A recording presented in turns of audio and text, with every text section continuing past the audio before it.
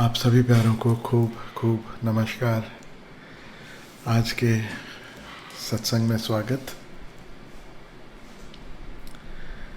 ये जो शब्द हमने आधा अधूरा सुना, इसे हम पूरा ज़रूर सुनेंगे, लेकिन मेरा मन है कि शब्द सुनने के पहले वे लोग जो इस भाषा को नहीं समझते और यहाँ तक कि जो समझते भी हैं तो थोड़ा इसका गहरा अर्थ समझ लें, और फिर जब इस शब्द को सुनेंगे तो और भी इसका आनंद हम सब ले सकेंगे। तो गुरुवाणी में से यह शब्द आता है। बहुत ही अद्भुत बात है। ये जो पहली पंक्तियाँ जो आपने सुनी, बहुत सरल, बहुत सिंपल। ताती वाव न लग गई। ताती यानी तपती हुई, ताती यानी गरम, हवा, वायु, वाव न लग गई। जो उसका बंदा है, जो उसकी शरण में है, जो उसके प्रेम में है, जिसने उसका सहारा पकड़ लिया, उसे फिर गर्म हवा भी नहीं परेशान करती। बाकी तो सब छोड़ ही दो, बाकी तो सब कुछ जैसे भूल ही जाओ। तपती हुई ये ज़िंदगी, उसके हज़ारों चैलेंजेस, उसके हज़ारों रंग जो इस जीवन में हम लोग देखते हैं, भोगते हैं, कभी सुख की भांति, कभी दुख की भांति। तो उससे संबंधित ये बहुत प्यारा संदेश है कि जो उसकी शरण में है उसे कभी कभी पीड़ा नहीं होती। ताती वाव न लगई। पार ब्रह्म शरणाई, जो पर ब्रह्म की शरण में है। किसकी शरण में है? जो परमात्मा की शरण में है। चौगिर्द हमारे रामकार। देखो, एक शब्द है ओंकार, उसी का दूसरा रूप है यहाँ रामकार, यानी वह जो करने वाला है, कराने वाला है, वह चौगिर्द यानी मेरी चारों ओर, सब तरफ से वह मुझे घेरे हुए है। चौगिर्द हमारे रामकार। जिन्होंने कभी भी एनर्जी से रिलेटेड कभी कोई काम किया हो, कभी हीलिंग से संबंधित कुछ भी सीखा हो, उनके लिए यह गहरे से गहरा सूत्र बन सकता है कि चौगिर्द हमारे राम का। We are in the circle of protection. स्वयं राम हमारी सुरक्षा में शामिल हैं। राम मेरे रक्षक हैं। चारों तरफ से, सब तरफ से उन्होंने मुझे अपने घेरे में समाया है। और कल्पना करो, जिसे राम ने अपनी आगोश में लिया हो, जिसे राम अपने में समाये हो, क्या उसे कोई कष्ट, उसे कोई पीड़ा हो सकती है? दुख लगे ना भाई, अब उसे पीड़ा नहीं होती, उसे पीड़ा नहीं होती। आप कल्पना कर सकते हो, सोच सकते हो कि बहुत सारे संत हुए इस पृथ्वी पर, सदगुरु हुए, उसके भेजे हुए पीर पैगंबर हुए, और उन्होंने अपने जीवन में बड़ा कष्ट सहा, बड़ा कष्ट सहा। तो यहाँ पर मैं चाहूँगा कि हम एक भेद करना सीख लें कष्ट में और दुख में। कष्ट या पीड़ा जिसे हम कहते हैं, वह शरीर से संबंधित है, मन से संबंधित है, हमारे भावनाओं से संबंधित है। लेकिन दुख, दुख जो है वह हमारी परसेप्शन है। समझो, शरीर में चोट लगी तो शरीर का कष्ट है, पीड़ा है। किसी ने पत्थर दे मारा, या आप गिर गए, चोट लग गई, कोई फ्रैक्चर हो गया, कुछ भी हुआ, अब उस जगह पर पीड़ा होगी, उस जगह पर कष्ट होगा। फिर मन हजार हजार ख्वाहिशों के पीछे दौड़ता है, यह भी चाहिए, वह भी चाहिए, यह भी मिले, वह भी मिले, और जब नहीं मिलता तब उसे भी कष्ट होता, उसे भी पीड़ा होती है। उसे हम कहते हैं मानसिक पीड़ा, है ना? उसे हम कहते हैं तनाव, उसे हम कहते हैं विषाद। फिर कोई हमें धोखा दे देता है, कोई हमारा प्यारा हमारा साथ नहीं देता, हमें जिस सहारे की आवश्यकता महसूस होती है वह सहारा हमें नहीं मिलता, या जहाँ से हम प्रेम खोजते हैं, जहाँ से हम मधुर संबंध खोजते हैं, वहाँ से माधुर्य न मिलकर कुछ विषाद मिलता है, कुछ ऐसा होता है जिससे हमारे दिल को ठेस पहुँचती है, चोट पहुँचती है। स्वाभाविक है, इनकी बात नहीं हो रही कि तुम्हें कांटा चुभेगा तो उसकी चुभन महसूस ना होगी। नहीं, तुम पत्थर जैसे नहीं हो जाओगे राम की शरण में। ऐसा भी नहीं होगा कि कुछ नहीं मिला तो मन में विचार न चलेगा। ऐसा भी नहीं होगा कि कोई अपना प्रिय अगर हमें छोड़ के जाए तो उसका स्पंदन हमारे हृदय में नहीं होगा। राम की शरण में होना मृतवत होना नहीं है, डेड होना नहीं है, बल्कि और जीवंत होना है। मैं अपने अनुभव से कहूँ तो मैं यही कहना चाहूँगा कि you actually start to feel more and more than ever before. तो फीलिंग के तल पे, सेंसिटिविटी के तल पे आप और ज़्यादा जीवंत होते चले जाते हो, और ज़्यादा महसूस करते हो। छोटा सा उदाहरण मैं देना चाहूँगा कि आप साधारणता जो भोजन में रस ले पाते हो उससे कहीं 1000 गुना रस जो परमात्मा के रस में जुड़ा है वह ले पाता है, क्योंकि उसे भोजन में भी परमात्मा के दर्शन होते हैं, परमात्मा का ही स्वाद अनुभव में आता है। अन्नम ब्रह्म रसो वैसा। जब परमात्मा ही रस रूप है तो वह व्यक्ति जब भोजन भी करेगा तो इतना रस होगा, इतना रसलीन होगा कि आप कल्पना भी नहीं कर सकते। हकीकत तो ये है कि जो परमात्मा के रस में लीन है वहाँ भोगी और योगी ये बड़ा कठिन हो जाएगा पहचानना कि ये वास्तव में योगी है या भोगी है, क्योंकि उसके रस में जो लिपटा है, उसका रस जो निरंतर पी रहा है, जी रहा है, वह तो परम भोगी है। सच पूछो मुझे तो योगी शब्द कभी भी उतना नहीं भाया। हाँ, जो हैं योग के मार्ग पर चलने वाले उनके लिए ठीक, जो साधना कर रहे हैं, यह भी छोड़ो वह भी छोड़ो इत्यादि इत्यादि, as a phase it is okay, लेकिन लक्ष्य सदा परम भोग है, परम भोग है। सामान्य व्यक्ति अगर स्पर्श करता है वह जो अनुभव करता है एक परम भोगी परमात्मा का भोग जानने वाला, वह उस उतने से स्पर्श में न जाने क्या क्या महसूस कर लेता है, जैसे परमात्मा ने ही छू लिया हो। हम देखते हैं साधारण सा फूल, लेकिन संत उस फूल में भी परमात्मा के हस्ताक्षर देखते हैं, उसकी उपस्थिति को देखते हैं। तो उसकी शरण में होना, परमात्मा की शरण में होना, पर ब्रह्म शरणाई, उसकी शरण में होना, उसका ये अर्थ बिल्कुल भी नहीं है कि आप पत्थर की भांति हो जाओगे, मुर्दा जैसा जीवन जीने लगोगे, रूखे सूखे हो जाओगे।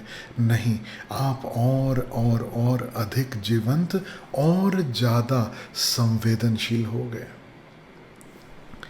और संवेदनशीलता की एक खासियत है, अगर फूल के प्रति आप ज़्यादा संवेदनशील हैं तो कांटे के प्रति भी आप और अधिक संवेदनशील हो जाते हैं। ऐसा नहीं होगा कभी कि फूलों के प्रति संवेदनशीलता है और कांटों के प्रति संवेदनशीलता नहीं है। संवेदनशीलता यानी being alive to that which is to be totally present in this moment. तो इस मोमेंट में अगर सुख है तो वह भी महसूस होगा, और कष्ट है तो वह भी महसूस होगा। लेकिन फिर भी गुरुवाणी यहाँ कह रही है कि फिर तुम्हें दुख नहीं होता। तो जरूर बहुत गहरा अर्थ है उसका। दुख कौन सा नहीं होता? तुम उसे दुख की भांति इंटरप्रेट नहीं करते हैं। तुम्हारे जीवन में जो भी हो रहा है तुम उसे प्रसाद की भांति लेते हो। और दूसरा, जो भी हो रहा है तुम उसके प्रति पूरी तरह मौजूद तो हो, लेकिन तुम उसमें लिप्त नहीं होते। योगी यानी जो साक्षी है।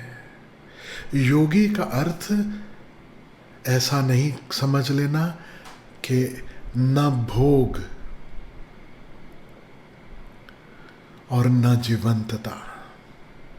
वास्तव में योगी होने का अर्थ है परम भोग प्लस अलिप्तता। तुम लिप्त भी नहीं, तुम उसमें धंसे भी नहीं,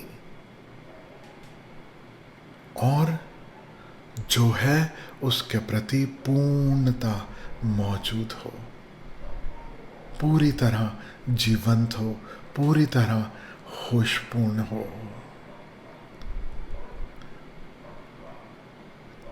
तो जब आप इस होश को, इस साक्षी भाव को साध लेते हैं, साक्षी भाव ना कहो, कहो परमात्मा की उपस्थिति, उसकी शरण, मेरे देखे एक ही बात है, एक ही बात है। साक्षी इतना कह रहा है कि तुम यह नहीं हो, यह सत्य नहीं है, तुम उसके परे हो। और परमात्मा की शरण वह जो उसके परे है, उसके लिए दिया गया एक नाम है कि अगर तुम शरीर में लिप्त नहीं हो, मन में लिप्त नहीं हो, भावनाओं में, भावावेगों में लिप्त नहीं हो, तो यह जो अवस्था है, यह कैसी अवस्था है? यह उसकी शरण है, जहाँ कुछ भी तुम्हें छूता नहीं। एक शब्द बड़ा प्यारा है, लेकिन उसके बहुत गलत अर्थ हमारे समाज ने निकाल लिए। वह शब्द है अछूत।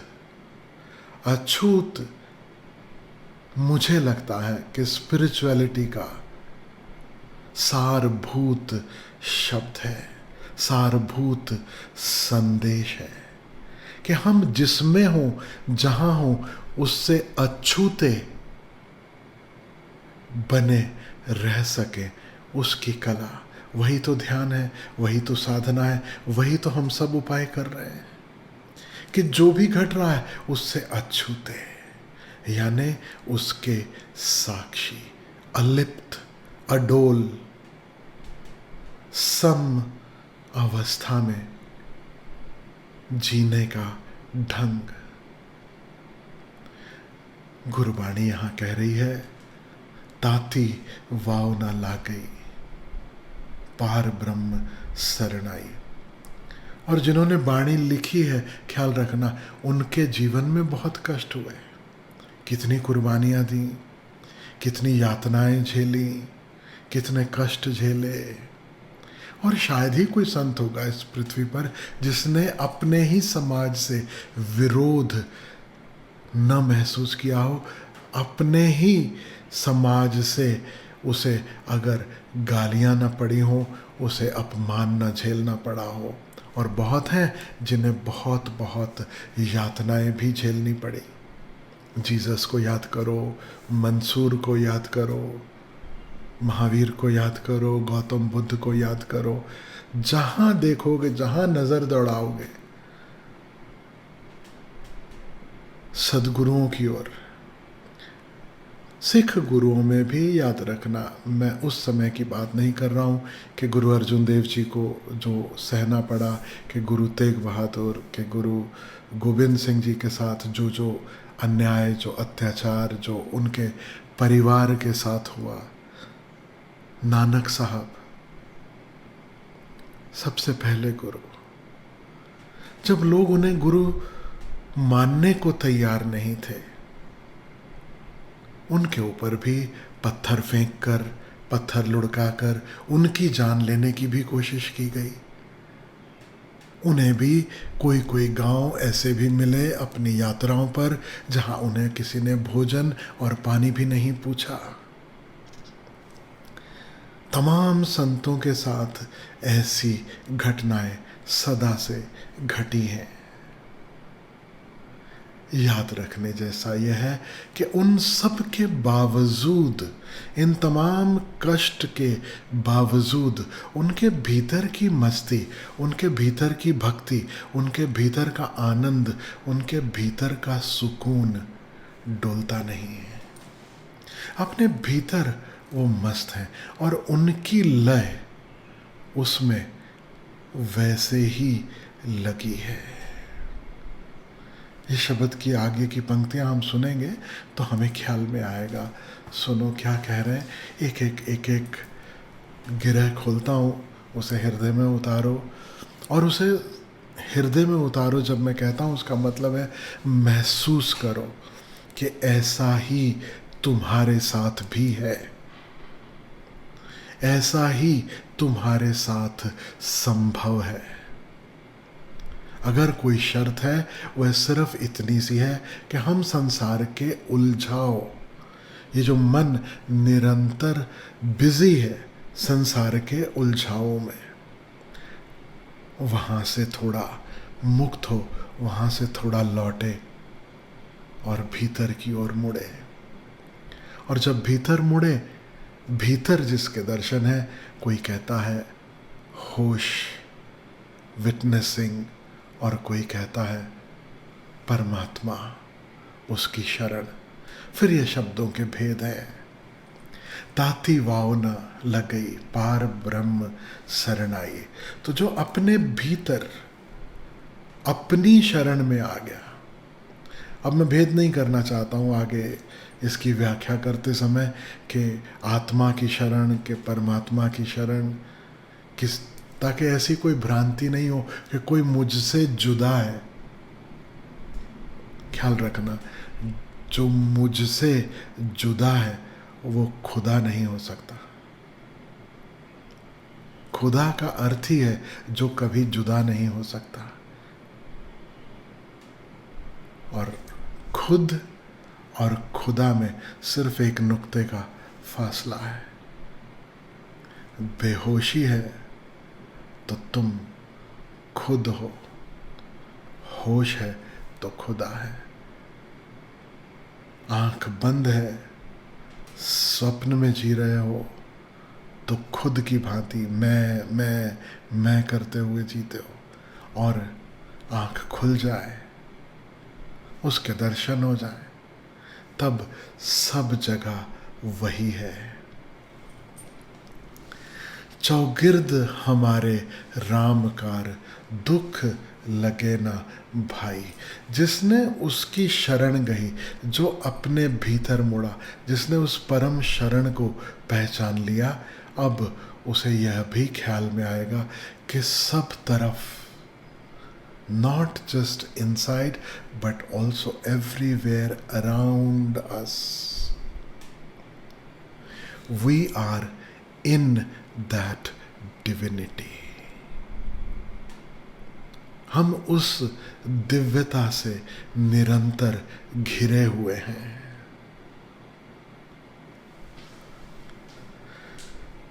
दुख लगे ना भाई। फिर कष्ट तो है, जीवन जब तक है तब तक कष्ट रहेंगे। पतंजलि ने एक खूब बढ़िया बात कही, काया क्लेश। हमारे शास्त्रों में कई जगह पर इसका उल्लेख आता है, काया क्लेश। जब तक ये काया है तब तक कोई ना कोई क्लेश रहेगा ही, एज सिंपल एज दैट। ये भी एक, जैसे गौतम बुद्ध ने आर्य सत्य कहे ना, 4 आर्य सत्य, उसमें सबसे पहला कि जीवन दुख है।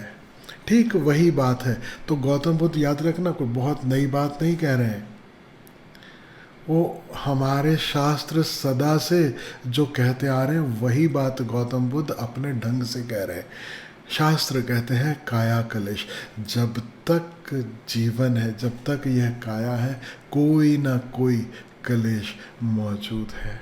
लेकिन फिर भी पीड़ा नहीं होती, दुख लगे ना भाई। तुम अब घटनाओं की इंटरप्रिटेशन दुख की भांति करना छोड़ देते हो। अब तुम्हारे लिए दुख दुख की भांति नहीं आता। अब तुम्हारे लिए, तुम्हारे जीवन में जो भी घट रहा है, तुम देखते हो कि वह केवल और केवल मुझे जगाने, मुझे सिखाने के लिए है। और संतों के जीवन में भी जब दुख आता है, जब कष्ट आता है, तो भीतर एक केंद्र है जो उस दुख से सदा अछूता रहता है। जीसस की याद दिलाना चाहता हूं इसके संबंध में। ऐसा नहीं है कि कष्ट नहीं होता। जीसस को लोगों ने पत्थर फेंके, सूली पे चढ़ाया, कांटों का मुकुट पहनाया, बहुत बहुत बहुत यातनाएं दी।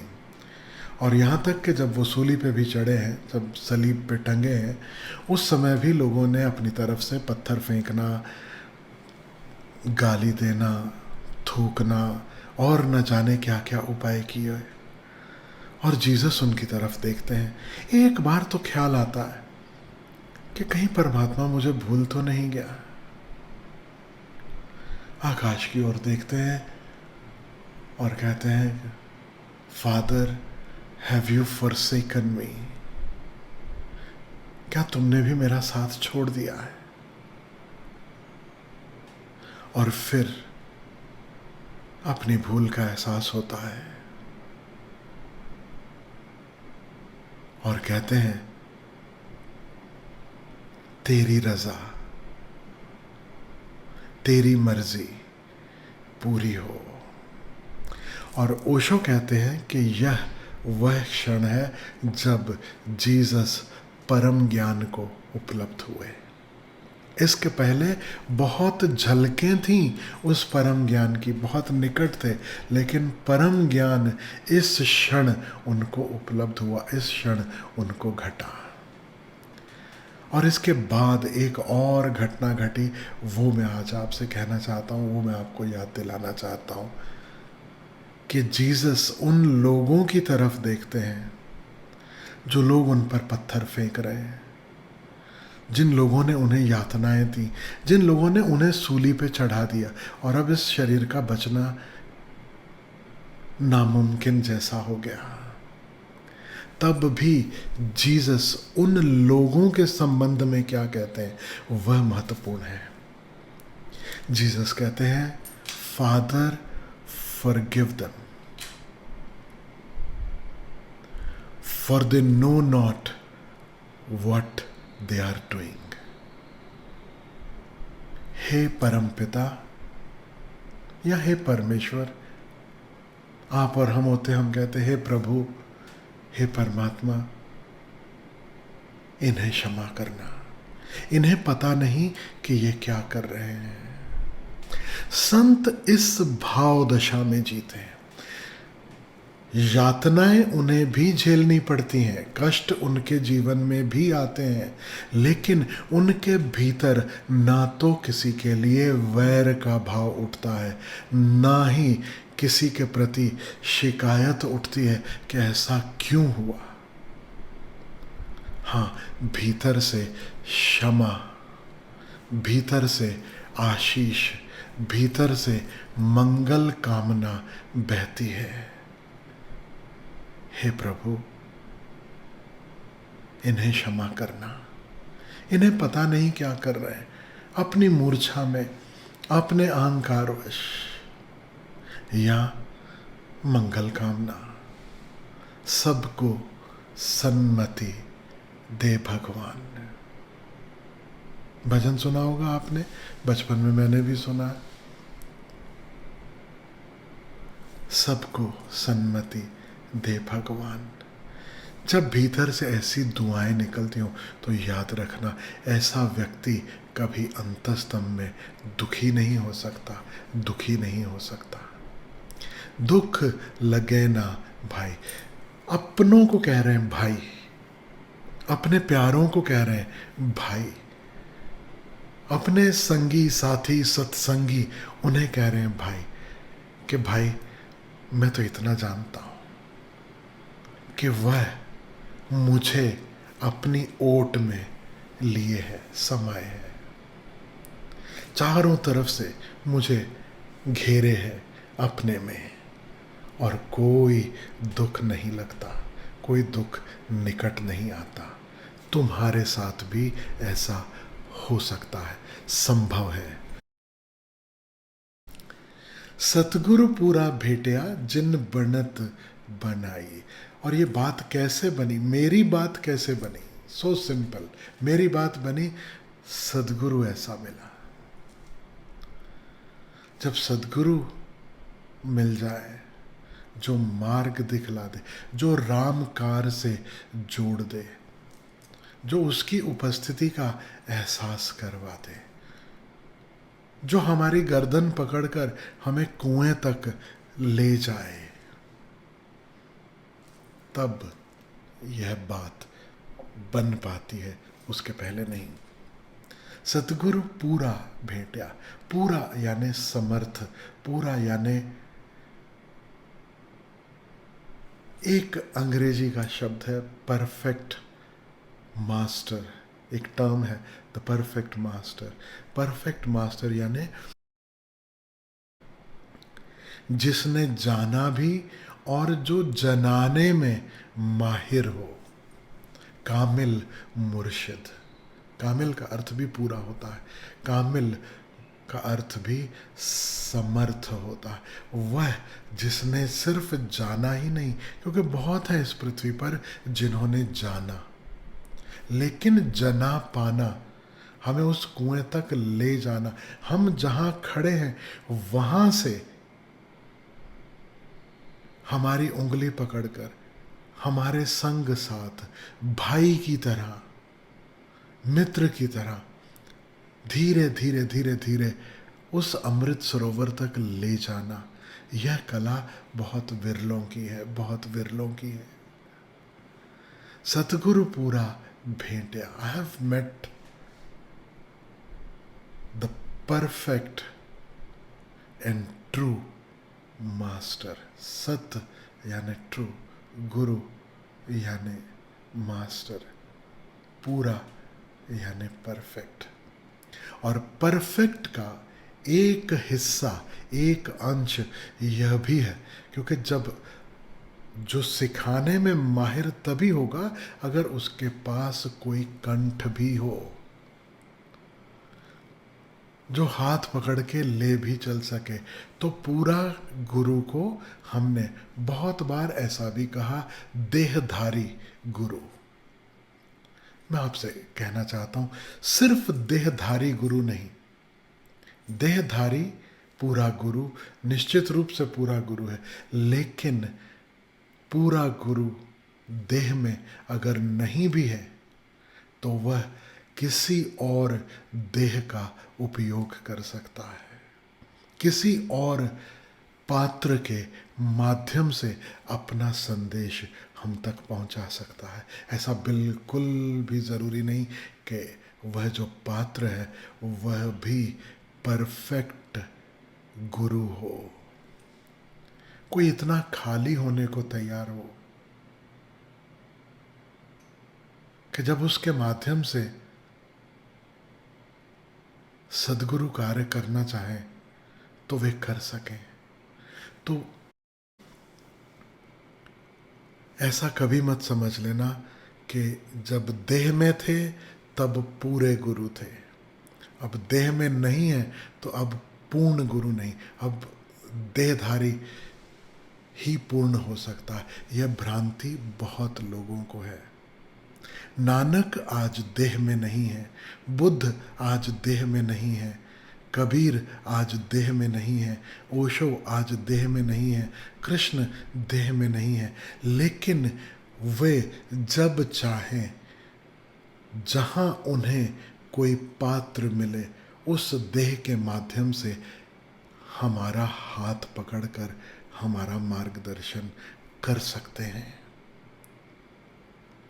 पूरा गुरु शरीर छोड़ने के बाद भी पूरा ही है, और वह इतना करुणा से भरा है कि शरीर छोड़ने के बाद भी हमारी मदद के लिए तत्पर है, सदा सदा सहाई।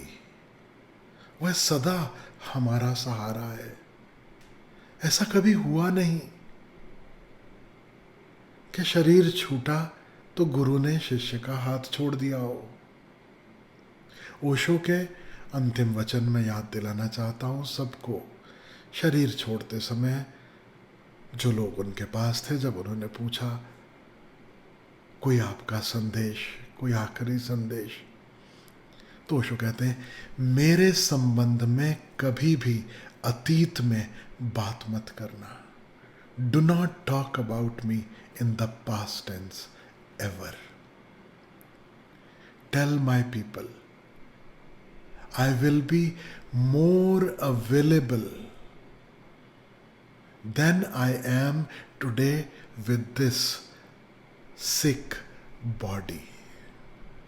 यह जो शरीर जो बीमारी से गुजर रहा है, उसके रहते अभी मैं जितना उपलब्ध हूँ, उससे बहुत बहुत अधिक मैं इस देह से मुक्त होकर उपलब्ध होऊंगा, उपलब्ध रहूंगा सदा सदा। और यह सिर्फ ओशो का वादा नहीं है, ये तमाम सद्गुरुओं का वादा है।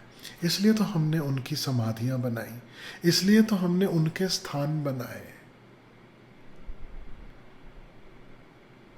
जब मैं छोटा था तो मुझे हैरानी होती थी, क्योंकि पंजाब में जन्म हुआ, और जिस गांव चले जाओ, जिस जगह चले जाओ, वहाँ कोई ना कोई गुरुद्वारा, और गुरुद्वारों के साथ उनके नाम। ये गुरुद्वारा मंजी साहब है। अरे मंजी साहब क्या होता है? यहाँ पर गुरु साहब की चारपाई थी और उन्होंने एक रात विश्राम किया था। इस तरह से नाम, यहाँ पर उनका घोड़ा बंधा था और उन्होंने चारपाई लगाई और यहाँ रात गुजारी थी। अब वहाँ गुरुद्वारा, जगह जगह गुरुद्वारे बनते चले गए। जहाँ से गुरु गुजरे वहाँ कुछ विशेष घटना घटी, या something as simple as he slept there one night, just like I said now, वहाँ गुरुद्वारा। मतलब क्या हुआ? यही अर्थ है, याद रखना, कि गुरु देह मुक्त होकर भी सदा और सर्वत्र मौजूद है।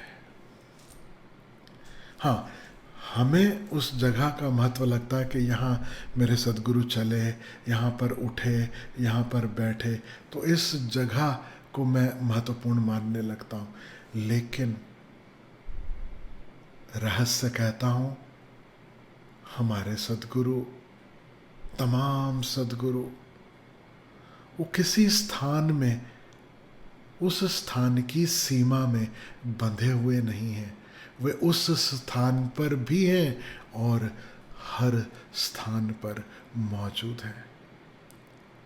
इसलिए तो ये कार्यक्रम को नाम दिया मैंने, मेरा घर मेरा आश्रम। याद रखना, तुम जहां हो, हम जहां हैं, हम उपलब्ध होने चाहिए। बस इतनी सी शर्त है, वह सदा उपलब्ध है। सद्गुरु सदा उपलब्ध है, उनकी उपस्थिति सदा मौजूद है। कभी उलझाव से थोड़ा मुक्त तो होकर देखें। कभी उलझाव से थोड़ा मुख मोड़कर तो देखें, थोड़ा फील तो करें कभी। हमारी समस्या ये हो गई, we have become thinking beings, we have stopped feeling. हम महसूस कम करते हैं, विचार ज्यादा करते हैं। हमें कितनी गर्मी लग रही है, कितनी ठंड लग रही है, कब एसी चालू करना चाहिए, कब नहीं करना चाहिए, वो इस पर निर्भर नहीं है कि हम क्या फील कर रहे हैं। हमें हमारा फोन बताता है अभी आज तापमान ज़्यादा है, तो उस दिन हमें गर्मी ज़्यादा लगने लगती है। हमारा फोन बताता है कि तापमान तो बहुत अच्छा है, हमें गर्मी कम लगती है। हमारी घड़ी बताती है कि अब भोजन का समय हो गया। अपने आप से सच में कब भूख लग रही है, क्या हमने कभी महसूस किया?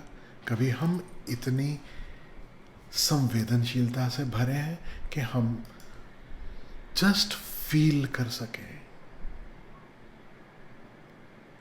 सिर्फ खोपड़ी की ट्रेनिंग जो बचपन से मिली, उस ट्रेनिंग के चलते धीरे धीरे धीरे धीरे हम सब बस खोपड़ी ही हो गए हैं। हम सब सिर्फ खोपड़ी हो गए। Feel more, and when you can feel more, you will also feel this presence. थोड़ी सेंसिटिविटी चाहिए। चौगिर्द हमारे रामकार।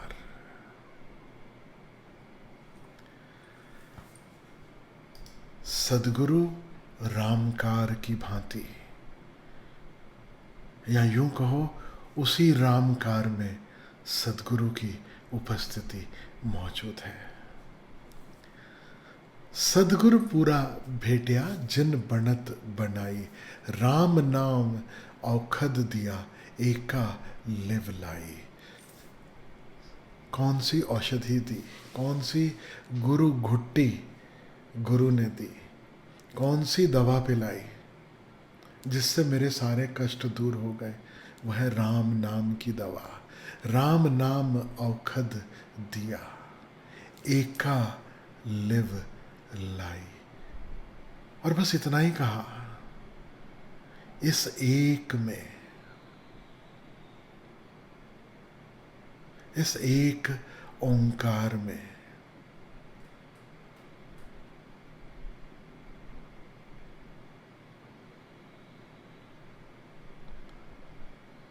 तुम लय हो जाओ।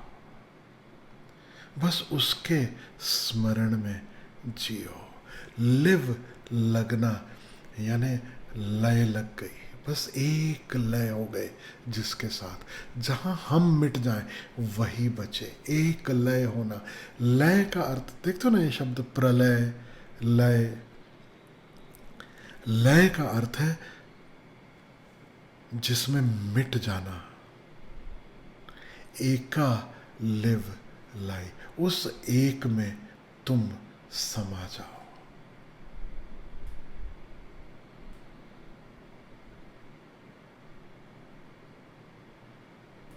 और जिसने उसमें समाना सीख लिया, जिसकी लिव लग गई, अब उसे कोई दुख नहीं, अब उसे कोई पीड़ा नहीं।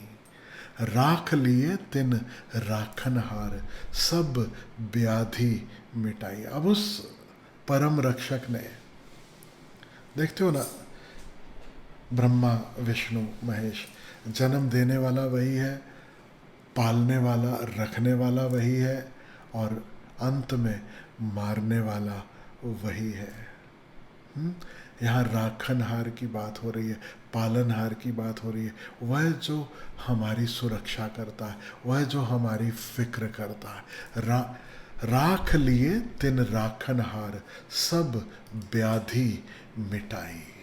सारी व्याधि, सारे संकट, सारी दुविधाएं जिसने मिटा दी, उसकी एक शरण। All sicknesses disappear.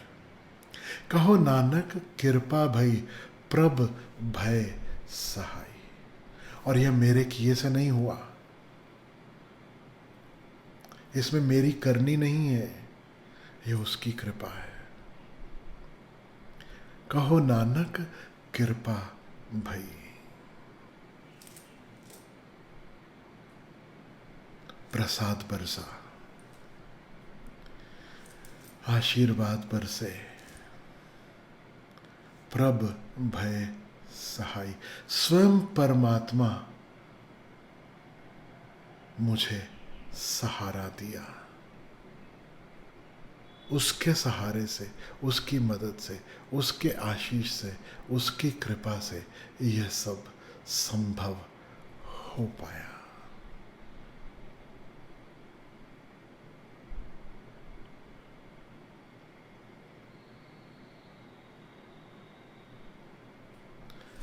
राम नाम से जुड़ो, उसे